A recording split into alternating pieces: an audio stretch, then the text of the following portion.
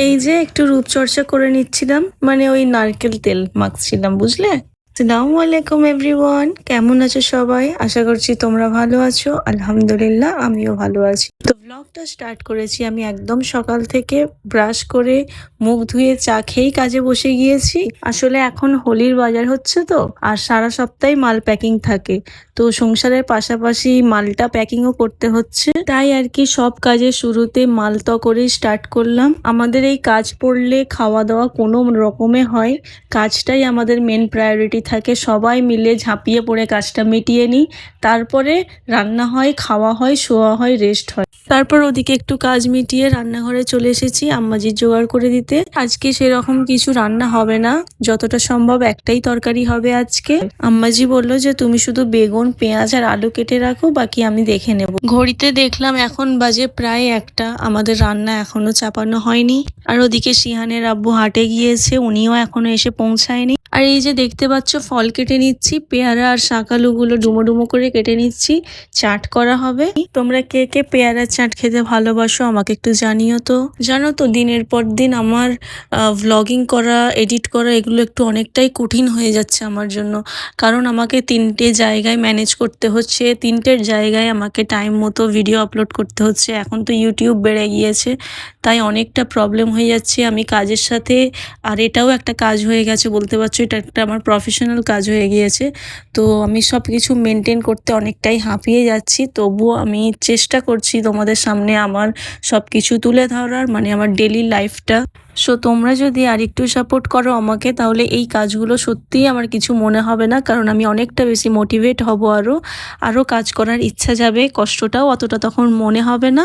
So এরকমভাবেই পাশে থাকো, কারণ তোমাদের পাশে থাকাটা আমার অবশ্যই জরুরি। আর হ্যাঁ, একদমই সাবস্ক্রাইব করতে ভুলবে না, শুধু খালি ভিডিও দেখে চলে যাবে বা লাইক দেবে সেটাও চলবে না, সাবস্ক্রাইব অবশ্যই করতে হবে। তো আমার ডেলি লাইফ, ডেলি ভ্লগিং, আমার ভিডিও তোমাদের কেমন লাগছে অবশ্যই আমাকে জানাবে। কোথাও ভুল হলে সেটাও আমাকে ধরিয়ে দেবে। আর অবশ্যই তোমার প্রিয়জনদের সাথে আমার ভিডিওটা শেয়ার করে নেবে। যদি তোমাদের মনে হয় আমার কাজকর্মগুলো তোমাদের সাথে রিলেটেড, তো সেটার জন্যও তোমরা শেয়ার করে কাউকে দেখাতে পারো। এইদিকে দেখো দুপুর হতেই আমার হাজবেন্ড এসে গিয়েছে হাট থেকে।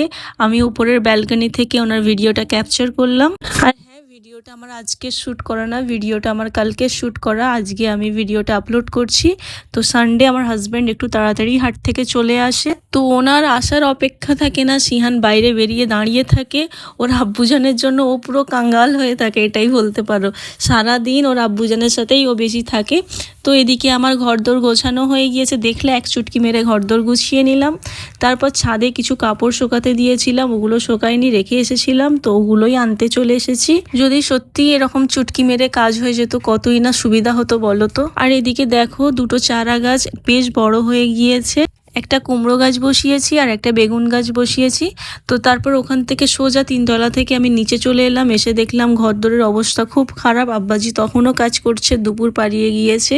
তো আব্বাজিকে বললাম আপনি আগে গোসল করে নিন, আমি এখানে পরিষ্কার করে নিই, এবারে ভাত খেতে হবে। তো আমাদের ভাত খেতে, কাজের সময় আমাদের ভাত খেতে প্রায় 2:30-3টে হয়ে যায়। এতটা কাজের মধ্যেও আমি আপ্রাণ চেষ্টা করি যাতে আমার ঘরদোরটা পরিষ্কার থাকে। ঘর পরিষ্কার না থাকলে বিশ্বাস করো আমার একদমই শান্তি লাগে না কোনো দিকে বসে শুয়ে। আমি এতটাই পরিষ্কারের পেছনে লেগে থাকি, সত্যি কথা বলতে লিটারেলি আমার আব্বাজি আম্মাজি দুজনেই রাগ করে, বকে একবার যে আর থাক, তোমাকে ঝাড় দিতে হবে না, এবারে গিয়ে তুমি একটু শোও, নাহলে বসো, এদিকের কাজ করো, তোমাকে আর অত কাজ করতে হবে না, ঘর তো নোংরা হবে। তো আগের ভিডিওতে কমেন্ট করেছিল সামা নিগার লস্কর, কেমন আছো তুমি? আর আনিশা ভ্লগ বলছে please daily live vlog upload করবে। থ্যাংক ইউ আনিশা, হ্যাঁ আমি অবশ্যই চেষ্টা করব, তুমি কিন্তু সাপোর্ট করতে ভুলবে না। আমার মনে হয় আমি একটু তোতলে যাচ্ছি তাই না, কিন্তু এটা তোমরা ম্যানেজ করে নিও হ্যাঁ। আর এই দেখো বিকেলের দিকে কাজ কাম মিটিয়ে আমি একটু ক্যামেরার সামনে ভিডিও করে নিচ্ছিলাম, জানি না কেমন লাগছে আমাকে।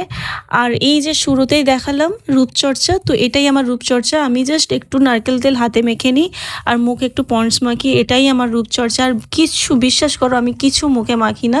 আর ওই তেলটা একটু ঠোঁটে দিয়ে দিচ্ছিলাম যাতে একটু ঠোঁটটা গ্লসি লাগে। তারপর এই দুপুরে না একটু বিকেলের দিকেই আমি একটু শোবো বলে, আধ ঘন্টা একটু শোবো বলে রুম টুম জানালা বন্ধ করে সিহানকে নিয়ে চলে এসেছি শোবো। তো শোয়া মানেই আমাকে অন্ধকার করতে হবে, আমি একদম লাইটে শুতে পারি না। তো এটাই ছিল আমার আজকের ভ্লগ, তোমাদের কেমন লাগলো জানিও, আর অবশ্যই ফলো করে দিও, সাবস্ক্রাইব করে দিও।